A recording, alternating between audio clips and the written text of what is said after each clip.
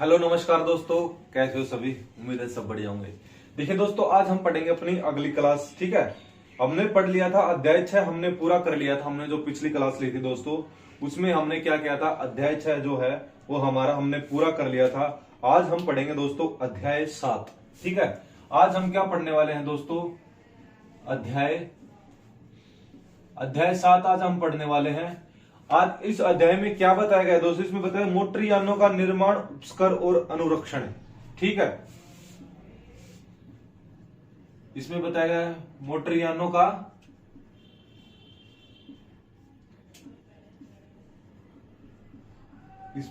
दोस्तों मोटर यानों का निर्माण, उपस्कर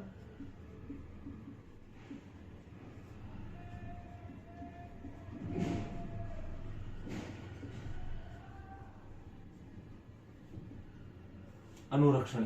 ठीक है दोस्तों, इसके बारे में इसमें बताएगा मोटरयान कैसे बनाए जाएंगे, कोई खराबी होगी तो उसमें कैसे ठीक किया जाएगा। ये सारा प्रोसेस आपको बताया जाएगा अध्याय 7 में कि भाई मोटरयान कैसे बनेंगे, उनके बनाने के लिए क्या क्या चीजें चाहिए होंगी। अगर कोई मोटरयान में कोई खराबी आ जाती है तो उसको कैसे ठीक करेंगे। मान लो एक साथ 500 गाड़ियों में खराबी आ गई तो कैसे ठीक करेंगे, समझ गए ना। ये सारी चीजें अध्याय 7 में आपको पढ़ाएंगे। और जो पढ़ रहे हैं उसके नोट्स मैंने कल ही डाल दिए थे दोस्तों, ग्रुप में, टेलीग्राम ग्रुप में डाल दिए थे।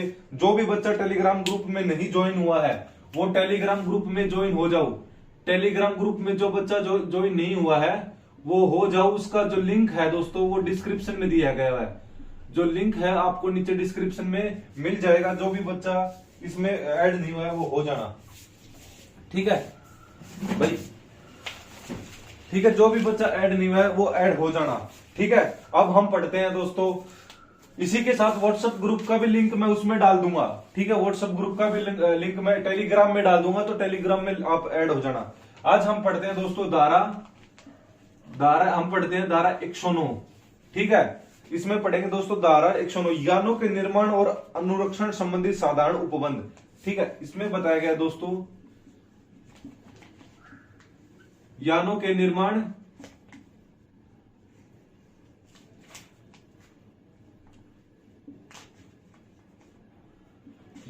निर्माण और अनुरक्षण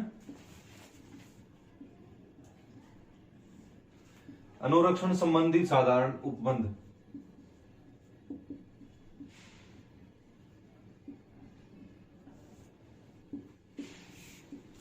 देखिए दोस्तों, सारा कोशिश कर रहा हूं कि सारी चीजें आपको कराऊं, थोड़ा सा ध्यान से पढ़ लेना। बाकी मेरे ख्याल से कोई ऐसी चीजें बचेंगी नहीं जो आपके उससे बाहर चली जाए, समझ गए ना दोस्तों।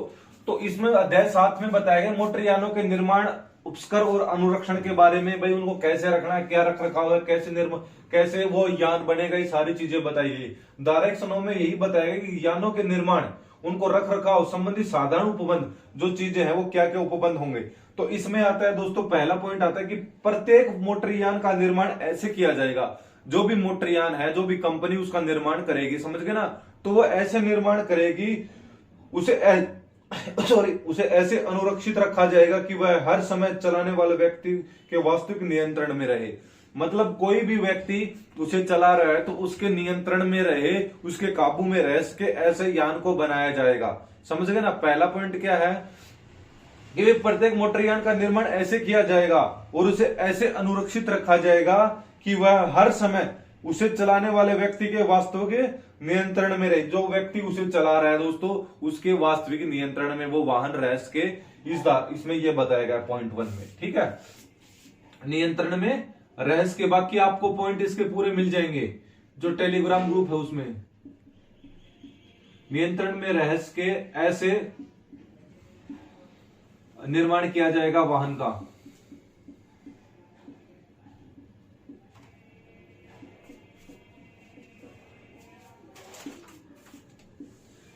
आप पूरा लिखना चाहो तो पूरा लिख लो, उसमें मैं बोल के बता देता हूं। प्रत्येक मोटरयान का निर्माण ऐसे किया जाएगा और उसे ऐसे अनुरक्षित रखा जाएगा कि वह हर समय उसे चलाने वाले व्यक्ति के वास्तविक नियंत्रण में रह सके। ठीक है, और अगला आता है दोस्तों, जब तक कि मोटरयान में विहित प्रकार की यांत्रिक या विद्युत संकेतक युक्ति लगी न हो तब तक प्रत्येक मोटरयान ऐसे निर्मित किया जाएगा कि उसमें स्टीयरिंग नियंत्रण दाहिनी ओर हो। इसमें बताया गया है कि दोस्तों क्या है कि जो इसमें जो स्टीयरिंग है दोस्तों, जो स्टीयरिंग है वो कहां होगा दोस्तों, जो इसका जो स्टीयरिंग है दोस्तों वो दाहिनी ओर होगा, दाहिनी। आपने देखा होगा कि दोस्तों स्टीयरिंग हमारे यहाँ क्या है, भारत में लगभग सारी गाड़ियां क्या है कि जो उनका स्टीयरिंग है वो राइट साइड में है, और जैसे हम बाहर देखेंगे अमेरिका में कहीं और तो गाड़ियों का स्टीयरिंग क्या होता है, लेफ्ट साइड में होता है। तो उसके लिए क्या होगा, जब तक मोटरयान में विहित प्रकार की यांत्रिक, जो उसमें विहित प्रकार की यांत्रिक या विद्युत संकेतन युक्ति लगी ना हो, उसमें क्या है कि संकेतन युक्ति लगानी पड़ेगी, तब तक प्रत्येक मोटरयान ऐसे निर्मित किया जाएगा जो स्टीयरिंग दाहिनी ओर हो। भारत में क्या चलते हैं दोस्तों, सारे वाहन लगभग राइट साइड में ही होते हैं, जो स्टीयरिंग होता है उनका किस साइड में होता है, राइट साइड में होता है। ठीक है, बाकी इसके नोट्स मैंने पूरा जो लिखा हुआ है वो टेलीग्राम ग्रुप में डाला है, टेलीग्राम ग्रुप में आप ज्वाइन हो जाना। ठीक है, ये थी दोस्तों धारा 109। अब पढ़ते हैं हम दोस्तों धारा 110 को।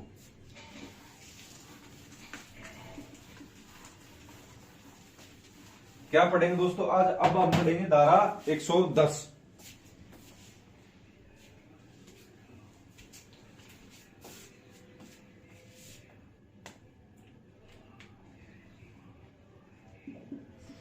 धारा 110 में क्या बताएगा दोस्तों, केंद्रीय सरकार की नियम बनाने की शक्ति। इसमें बताया गया है दोस्तों केंद्रीय सरकार की नियम बनाने की शक्ति,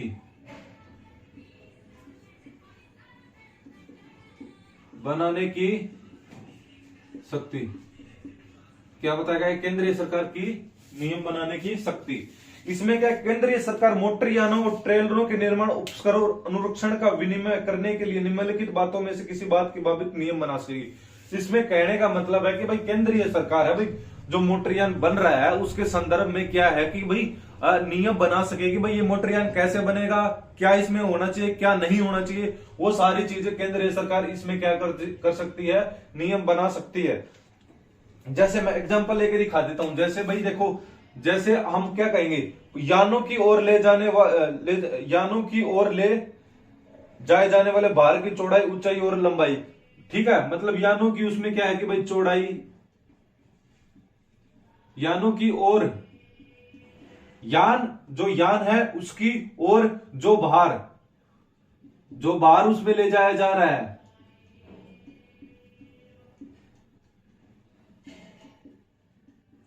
जाया जा रहा है,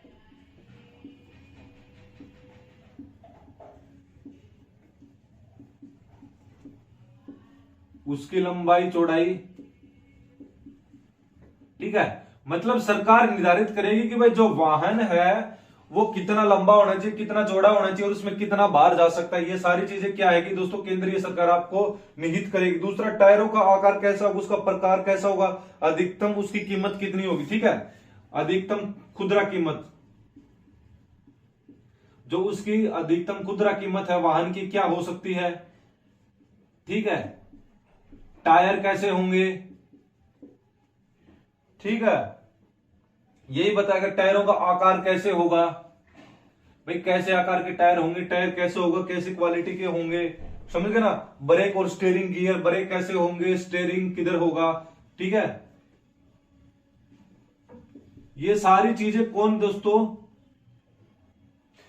सारी चीजें कौन करेगा दोस्तों, ये केंद्र सरकार इसमें बताएगी, इसमें नियम बना सकेगी इन सब के लिए। समझ गए ना, केंद्रीय सरकार इसमें नियम बना सकती है। हर चीज में आपने देखा होगा, लाइसेंस के लिए भी केंद्र सरकार अलग से नियम बना सकती है, राज्य सरकार अलग से। सुरक्षा मतलब कौन से कांच का प्रयोग, सुरक्षा कांच का प्रयोग, सुरक्षा कांच का प्रयोग कि भाई ऐसा प्रयोग हो जिससे सुरक्षा हो, जिससे क्या होगी, ऐसा कांच ना हो जाए कि जैसे खिड़की में लगाते हैं भाई शीशा टूटा घुस गया उसके अंदर ही। आपने ऐसे देखा होगा गाड़ियों के शीशे होते हैं वो टूटते हैं तो लगते नहीं है, चोट नहीं पहुंचाते, उसके अंदर क्या होता है वो बिखर जाते हैं, लेकिन वो ऐसे नहीं है कि आपको घुस जाएंगे अंदर। जैसे खिड़कियों के शीशे टूट के वैसे चक्कू की तरह बन जाता है, वो ऐसे नहीं होते। तो क्या कहेंगे, सुरक्षा कांच का प्रयोग, उसमें संकेतन, लैंप, परावर्तित गति आदि नियंत्रक, धुआं, आवाज, ध्वनि, समझ गए ना, धुआं नहीं होना चाहिए, आवाज कैसी होगी, ध्वनि कैसी होगी, चेसिस के नंबर, इंजन के नंबर, निर्माण की तारीख, वारंटी, सारी चीजें क्या है दोस्तों, ये केंद्र सरकार इसमें क्या करेगी दोस्तों, उस पे इसके ऊपर केंद्र सरकार क्या करेगी, नियम बना सकेगी। ठीक है, क्या कर सकेगी दोस्तों, नियम बना सकेगी। ठीक है, इसी के साथ आ जाता है दोस्तों जो 2019 में संशोधन के द्वारा, देखिए दोस्तों जो हम अधिनियम पढ़ रहे हैं ना, वो हम खाली 1988 का अधिनियम नहीं पढ़ रहे हैं, हम 1988 अधिनियम को संशोधित तरीके से पढ़ रहे हैं, जिसमें संशोधन किए गए हैं, उसके बाद हम उसको पढ़ रहे हैं जो आज रिफ्रेश तरीके से लागू है वो अधिनियम, वही पढ़ रहे हैं, वही आपके एग्जाम में आएगा। खाली आपको 1988 का पढ़ने की जरूरत नहीं है कि आप अकेले 1988 का पढ़ोगे फिर आप 2019 का अलग से पढ़ोगे, नहीं, जो चीजें हैं आज के टाइम पे लागू वही आएंगी, बाकी के नहीं आएंगी, समझ गए ना। तो अगली धारा है दोस्तों, इसी में एक संशोधन के द्वारा जोड़ी गई है दोस्तों धारा 110A। ठीक है, धारा 110A इसमें जोड़ी गई है, और ये कब जोड़ी गई है दोस्तों, ये 1 सितंबर 2019 को संशोधन के द्वारा जोड़ी गई है दोस्तों। ठीक है, कब जोड़ी गई है, 1 सितंबर 2019 को संशोधन के द्वारा जोड़ी गई है।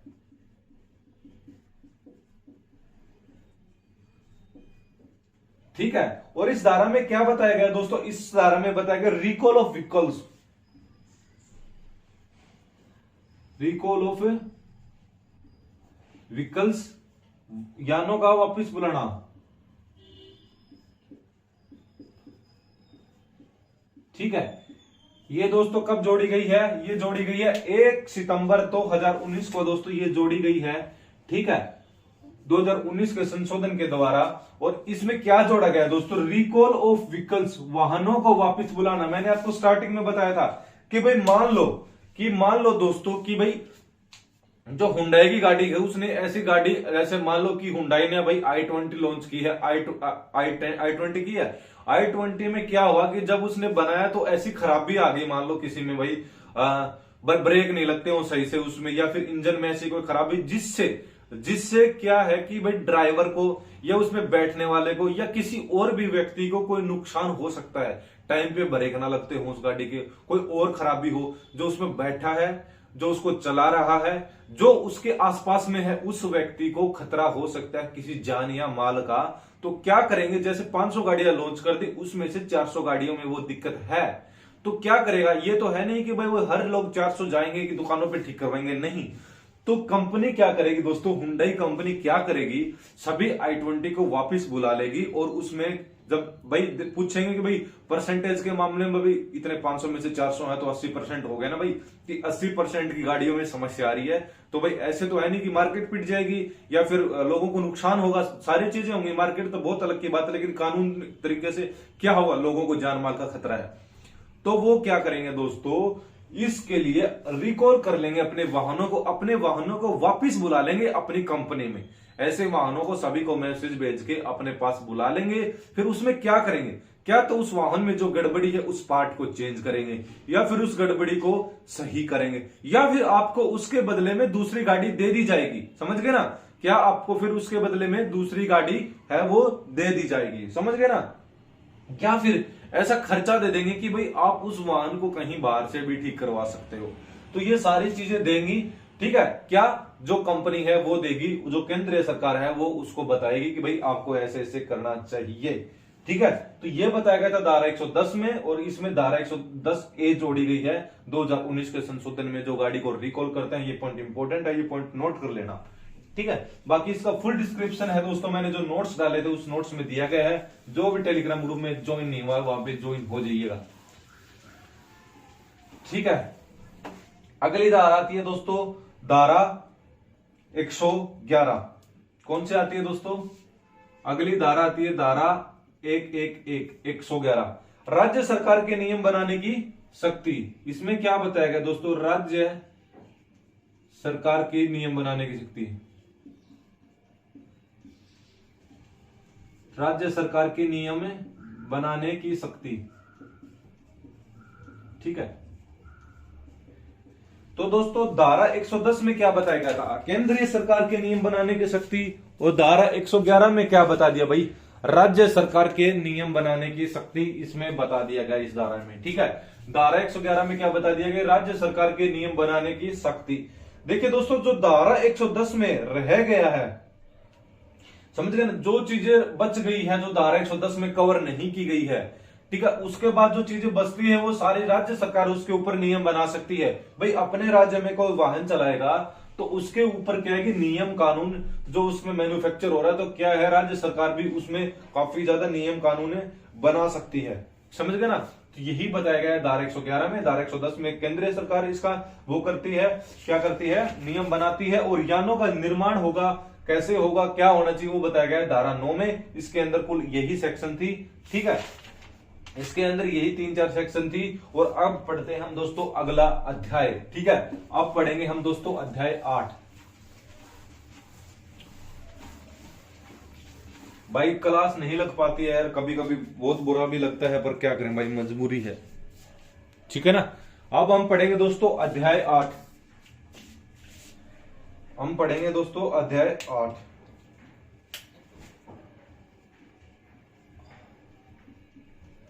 अध्याय 8 में क्या बताएगा दोस्तों, यातायात का नियंत्रण। क्या बताया गया है दोस्तों, यातायात का नियंत्रण, ठीक है। ये बात सुन लो दोस्तों, ये चीज ये आपके लिए इंपॉर्टेंट अध्याय है। कंट्रोल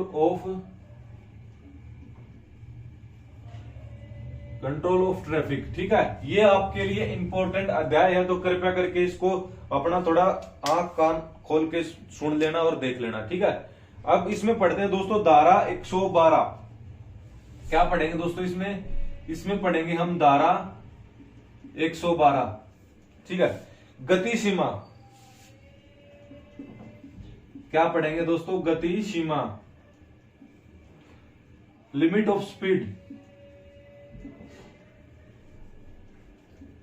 इसमें पढ़ेंगे दोस्तों लिमिट ऑफ स्पीड, कि भाई गति सीमा के बारे में पढ़ेंगे कि गति की क्या सीमा रहेगी अगर आप रोड पे वाहन चलाओगे तो, ठीक है। गति सीमा, लिमिट ऑफ स्पीड, इसमें बताएगा कि न्यूनतम व अधिकतम गति सीमा।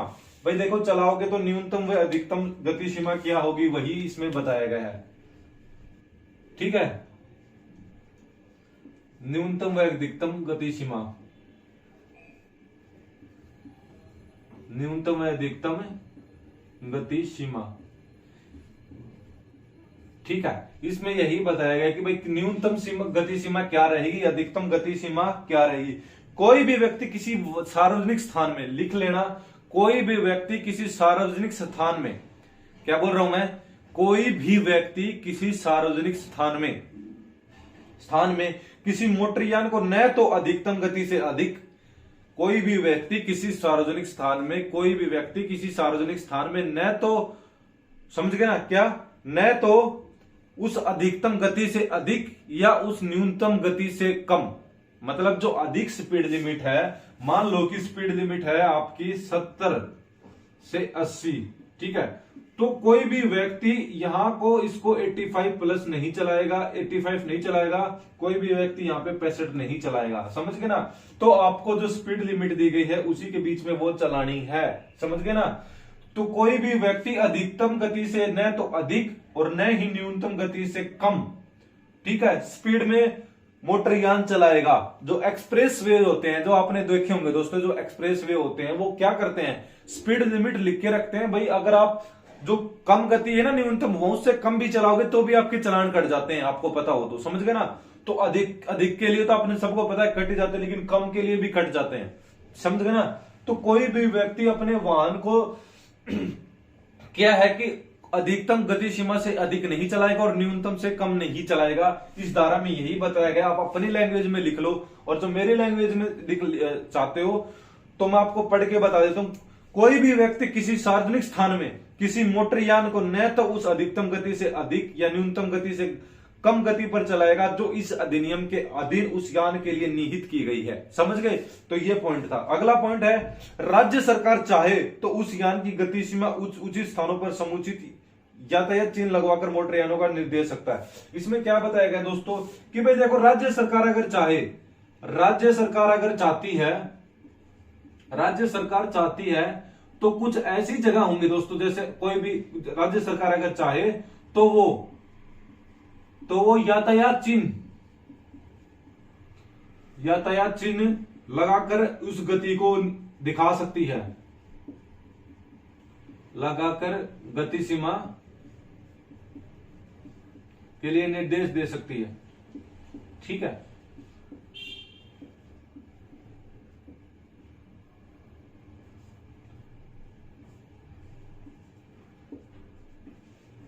ठीक है। देखो दोस्तों, इसमें क्या बताएगा, इसमें यही बताएगा कि समझ गए हो यार गति सीमा क्या होती है। गति सीमा वही है जो सीमा के अंदर रहे, ना सीमा से नीचे ना सीमा से ऊपर। राज्य सरकार चाहे तो उसमें बोर्ड लगाएगी, जो रोडों पे देखे होंगे भाई इतने ये मोटरसाइकिल इतनी चलेगी, गाड़ी इतनी चलेगी, कार इतनी चलेगी, ट्रक इतना चलेगा, वही चीज इसमें बताइए। सारे पढ़े लिखे हो यार। और मान लो कि भाई देखो जैसे कोई इमरजेंसी पड़ जाती है, कोई युद्ध हो जाता है, समझ गए ना, या फिर कोई युद्ध अभ्यास चल रहा है, तो उसके अंदर ये थोड़ी भाई स्पीड लिमिट देखेंगे। पहले 50 की स्पीड दे रखी है, बार वहां लड़ाई छिड़ी हुई है, वहां पहुंचना है, 50 की स्पीड में चलाओगे ना चालान कट जाएगा। उस टाइम पे चालान कोई नहीं देखता और चालान नहीं कटता है। जो युद्ध अभ्यास होते हैं या फिर कोई युद्ध वगैरह होता है, उस समय इस धारा का कोई मतलब नहीं रहता है। ठीक है, ये इसमें आपको बताया गया है। तो लिख लेना भाई, गति सीमा से समझ गए होंगे, धारा 112 है, ये चीज लिख लेना। अगर ये स्पीड अगर बढ़ेगी तो इस धारा के तहत आपका चालान भी कट सकता है, ये बात लिख लेना। ठीक है, अगर आपका इसका उल्लंघन करोगे तो आपका चालान वगैरह कट सकता है, धारा 112 में गति सीमा का। अब पढ़ते हैं दोस्तों धारा 113, वजन सीमा और उपयोग की सीमा। समझ गए ना, धारा 113 वजन सीमा और उपयोग की सीमा। इसमें क्या बताया गया दोस्तों, इसमें बताया गया कि लदान रहित व लदान सहित बार का निर्धारण विशेष क्षेत्र या मार्ग परियानों का उपयोग प्रतिशत। ठीक है, इसमें क्या बताया गया है कि दोस्तों वजन सीमा और उपयोग की सीमा। वही देखो, एक गाड़ी का वजन होता है ना, एक गाड़ी का कोई किसी भी गाड़ी का वजन है, मान लो किसी गाड़ी का वजन है, समझ गए ना, तो उसका क्या है कि कोई सीमा होती है, उसकी लिमिट होती है, भाई इस गाड़ी में इतना वजन रहता है। जैसे गाड़ी निर्माण करेंगे तो उसमें लिमिट रखेंगे वजन की, और उसमें उपयोग, समझ रहे हो ना, उसमें जो सामान आप लेके जा रहे हो ना, उपयोग की सीमा, कि भाई आपकी खाली गाड़ी में कितना वजन है और आपने कितना माल भरा है। मान लो कि एक ट्रैक्टर है, मान लो कि एक ट्रैक्टर है, तो इसमें क्या है दोस्तों, एक लिमिटेड वजन होगा। इसमें इसके लिए एक वजन निर्धारित किया गया है कि भाई इस वजन से ज्यादा ये माल नहीं लेके जाएगा। ये जो बड़े बड़े ऊपर तक ओवरलोड कर लेते हैं ना, ओवरलोड जो समझ रहे होंगे, तो ओवरलोड कर लेते हो दोस्तों, तो आप उसमें ज्यादा चीजें भर रहे हो, तो आपको धारा 113 के तहत आपके ऊपर एक्शन लिया जा सकता है। वजन सीमा और उपयोग की सीमा, भाई कितना वजन होना चाहिए और आप किसमें उसमें कितना उपयोग कर रहे हो, तो उसके तहत आपके ऊपर एक्शन हो सकता है। क्योंकि आपने देखोगे ना, ओवरलोडेड चला, आप कहते हैं जो ट्रक तो ओवरलोड हो रहा है, समझ गए ना, तो वही चीज इसमें बताई गई है धारा 113 में कि वजन सीमा और उपयोग की सीमा, भाई कितना वजन होना चाहिए और आप कितना उपयोग में कर रहे हो। ठीक है, धारा 113 में यही बताया गया था। और इस धारा 114 भी इसके साथ जुड़ी हुई है। धारा क्या जुड़ी हुई है, 114 भी इसी के साथ जुड़ी हुई है। मैं इसी के साथ पूरी कर देता हूं उसको, धारा 113 के साथ में। धारा 114 में बताया गया है दोस्तों कि भाई यान तुलवाने की शक्ति, यान तुलवाने की शक्ति, भाई किसी भी ऐसे अधिकारी को जो भाई ट्रैफिक से संबंधित है, या फिर समझ गए ना, जो यानों से संबंधित है, या फिर कोई पुलिस अधिकारी, भाई क्या कर सकता है, अगर उसे यह समझने का या विश्वास करने का कारण हो कि भाई जो इस ट्रक है इसमें ज्यादा माल लोड किया गया है, इस ट्रक में ज्यादा माल लोड किया गया है, इसमें ज्यादा वजन है, भाई वजन, गाड़ी का वजन सबको पता है, और उसके अंदर जो लोड किया गया है, तो वो क्या करेगा भाई, उस यान को कहीं तुलवा भी सकता है, कहीं उसका वेट तुलवा सकता है। गाड़ी का वजन तो पता ही है कितना है और उसमें कितना वेट होगा, उसमें तुलवा भी सकता है। यान तुलवाने की शक्ति भी है पुलिस अधिकारी के पास में, या फिर ऐसा जो आरटीओ वगैरह के होते हैं उनके पास ऐसा शक्ति है कि भाई वो उस यान को तुलवा सकते हैं और उसके ऊपर एक्शन ले सकते हैं अगर वो माल ओवरलोडेड ले जा रहा है तो। ठीक है दोस्तों, ये हमने पढ़ लिया। ठीक है, कहां गए थे हम, अच्छा अब हम आते हैं दोस्तों धारा 115 पे। किस पे आते हैं दोस्तों, धारा 115 पे।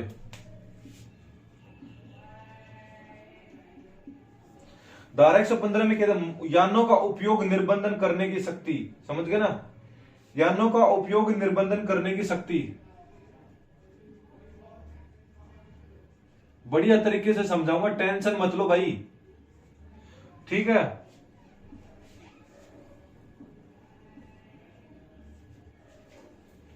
बस थोड़ी सी यार दिक्कत ही हो जाती है, ड्यूटी थोड़ा घना सिस्टम पड़ जाता है यार। बस क्या तो नोट्स बनते हैं एक दिन में, या फिर क्लास ले लो रिकॉर्ड कर लो, एक ही चीज हो पाती है। समस्या यही है कि चाहे क्लास के नोट्स बना लो, एक दिन नोट्स बनते हैं उसके बाद में क्लास ली जाती है, एक ही चीज हो पाती है। बस पूछो मत, ऐसी चले। मान लो देखो इसमें क्या बताया कि भाई यानों का उपयोग करने की शक्ति। मान लो कि भाई देखो आप यान है, राज्य सरकार क्या कर सकती है दोस्तों, जो राज्य सरकार है ना, जो आपकी स्टेट गवर्नमेंट है, जो राज्य सरकार है वह क्या कर सकती है, राज्य सरकार के पास यह कारण हो, राज्य सरकार के पास यह कारण हो कि वह, राज्य सरकार के पास यह कारण हो कि वह सार्वजनिक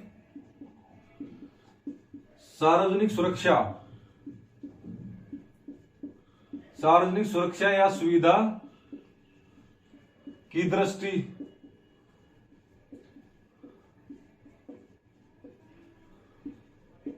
दृष्टि से कार्य कर रही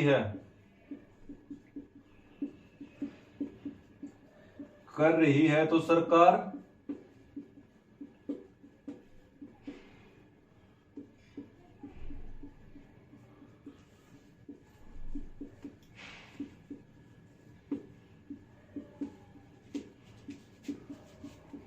ठीक है। मान लो कि राज्य सरकार के पास यह कारण हो कि वह किसी सार्वजनिक सुरक्षा या सुरक्षा की दृष्टि के लिए ऐसा कोई कार्य कर रही है, तो वो क्या कर सकती है, उस समय कुछ वाहनों के लिए रोक सकती है, उसके ऊपर रिस्ट्रिक्शन लगा सकती है कि भाई वो वाहन नहीं निकलेंगे, ठीक है, वो वाहन आज बंद रहेंगे, आज गाड़ियां कोई रोड पे नहीं चलेगी, आज ये गाड़ियां रोड पे चलेंगी, आज ये नहीं चल सकती, ये नो एंट्री में नहीं कर सकती प्रवेश, ये कर सकती है। ये सारे नियम बनाने की शक्ति किसके पास है दोस्तों, ये राज्य सरकार के पास है। एग्जाम्पल के तौर पे मैं बता देता हूं, जैसे दोस्तों आपने देखा होगा दिल्ली में कुछ दिन पहले ओड इवन लगा था। क्या लगा था, ओड इवन, कि भाई एक दिन ओड नंबर की गाड़ियां बाहर निकलेंगी, एक दिन इवन नंबर की बाहर निकलेंगी। ये तो सबको ही पता है कि भाई ओड इवन लगा था, ठीक है। तो ये सारी चीजें क्या है, ये राज्य सरकार की, दिल्ली ने लगाया था, सेंटर तो नहीं लगाया, तो किसने लगाया, दिल्ली सरकार ने लगाया था। तो इसी से आप समझ जाओगे कि भाई राज्य सरकार के पास ऐसी शक्तियां हैं कि यानों को निर्बंधित कर सकती है, भाई यानों को बाहर निकलने के लिए मना कर सकती है, भाई बोल देंगे भाई ये वाहन इस समय जाएगा, ये वाहन इस समय जाएगा। ये सारी शक्तियां किसके पास है, ये राज्य सरकार के पास है। नो एंट्री, समझ रहे हो ना, आपने पढ़ा हुआ कि नो एंट्री, कि भाई दिल्ली में इतने से इतने बजे तक नो एंट्री है, समझ गए ना। किसी चीज का किसी रास्ते पर चलना प्रतिबंध, जैसे एक्सप्रेस हाईवे पर, समझ गए ना, नो एंट्री। जैसे दिल्ली में भी भाई कुछ समय के लिए गाड़ियों की नो एंट्री है, भाई आप ट्रक वगैरह नहीं ला सकते, जब ट्रैफिक का टाइम होता है उस टाइम पे नो एंट्री, अलग टाइम होता है उनके, भाई नो एंट्री खुलेगी तभी लाओगे। या फिर आपने देखा होगा किसी एक्सप्रेस वे पे क्या होता है कि कोई गाड़ियां जा रही हैं, समझ गए ना, एक्सप्रेस वे पे साइकिल का अलाउड नहीं है, वहां पे बाइक का भी अलाउड नहीं है, किसी रोड पे भी, इस रोड पे बाइक नहीं चढ़ेगी, इस रोड पे बैलगाड़ी नहीं चढ़ेगी। तो ये सारी चीजें किसमें बताई गई है दोस्तों, ये राज्य सरकार उसमें निर्धारित करेगी, समझ गए ना, कि क्या चलेगा क्या नहीं चलेगा, ठीक है। हम पढ़ते हैं दोस्तों अगली धारा, धारा 116।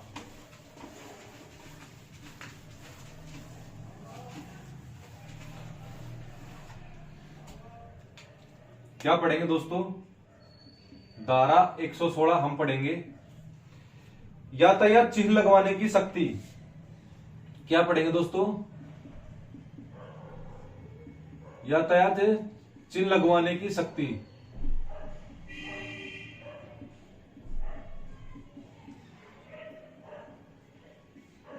ठीक है भाई दोस्तों, इसमें बताया गया है कि यातायात राज्य सरकार क्या करेगी। देखिए दोस्तों, राज्य सरकार द्वारा अनुसूची 2 में यातायात चिन्ह लगवाना, राज्य सरकार द्वारा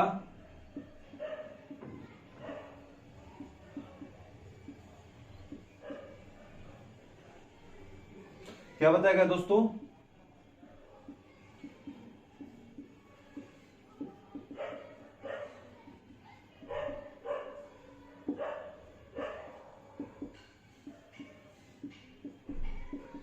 इसमें बताया गया है कि यातायात चिन्ह लगवाना। आपने देखा होगा जो ट्रैफिक साइंस होते हैं, जैसे रोडों पे लगे रहते हैं, वही बात, अलग अलग ट्रैफिक साइन का हम चैप्टर भी पढ़ेंगे आगे, कि भाई यहाँ पे ये चीज अलाउड नहीं है, ये जेब्रा क्रॉसिंग है, ये ब्रेकर के लिए है, ये स्पीड लिमिट के लिए है, समझ गए ना। तो ये सारी चीजें किसके पास होती है? राज्य सरकार के पास होती है दोस्तों। वो भी अनुसूची 2, हमने स्टार्टिंग में 2 अनुसूचियां बताई थी, अध्याय के साथ में, धाराओं के साथ में, फिर हमने 2 अनुसूचियां बताई थी। तो वो दोस्तों अनुसूची 2 में बताया गया है कि भाई जो यातायात चिन्ह है ना, उनको लगवाने की शक्ति राज्य सरकार के पास है, और वो कहां लगवाएगी, कैसे लगवाएगी, वो सारी चीजें इसमें बताई गई है धारा 116 में। और धारा 117 में यही लिख लो, धारा 17 में 117 में क्या बताया गया है दोस्तों? धारा 117 में बताया पार्किंग स्थल और विराम स्थल। क्या बताया गया दोस्तों? पार्किंग स्थल और विराम स्थल।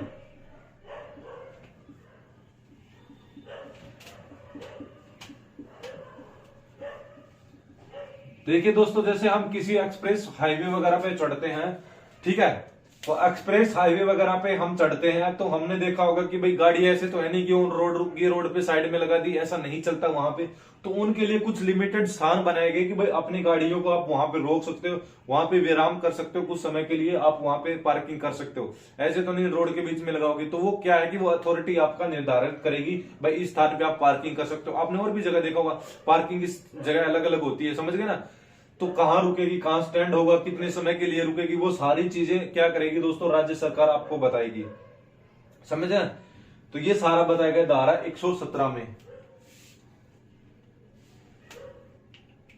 अगली धारा आती है दोस्तों धारा 119। क्या आती है दोस्तों? धारा 119, यातायात duty to obey traffic sign, यातायात चिन्हों का अनुसरण करने की कर्तव्य है। यातायात चिन्हों का पालन करने का।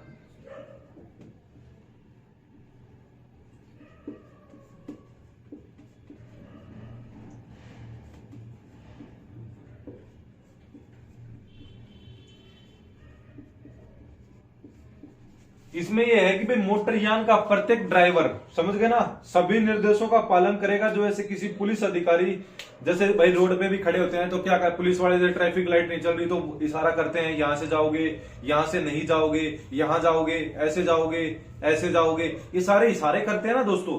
तो ये भी पालन, ये भी ट्रैफिक साइन ही है, ये समझो, ये भी ट्रैफिक सिग्नल है, ट्रैफिक साइन है आपके लिए। और जो लगे हुए होते हैं उनको पालन करना आपको जरूरी है, उनको ओबे करना आपको जरूरी है। नहीं करोगे तो धारा 119 के तहत आपके ऊपर एक्शन ले लिया जाएगा, ठीक है। इसके साथ में और धारा भी ऐड होंगी, वो हम आपको आगे बता देंगे, ठीक है। ये थी धारा 119।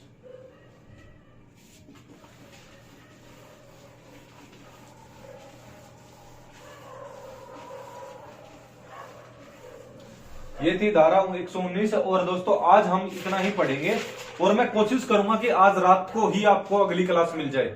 मैं कोशिश करूंगा कि आज रात को 10 बजे तक या 10:30 बजे तक जो है आपको अगली क्लास मिल जाए, नहीं फिर सुबह तो 101% मिल जाएगी। आज अभी मुझे निकलना है, थोड़ा काम है, ठीक है।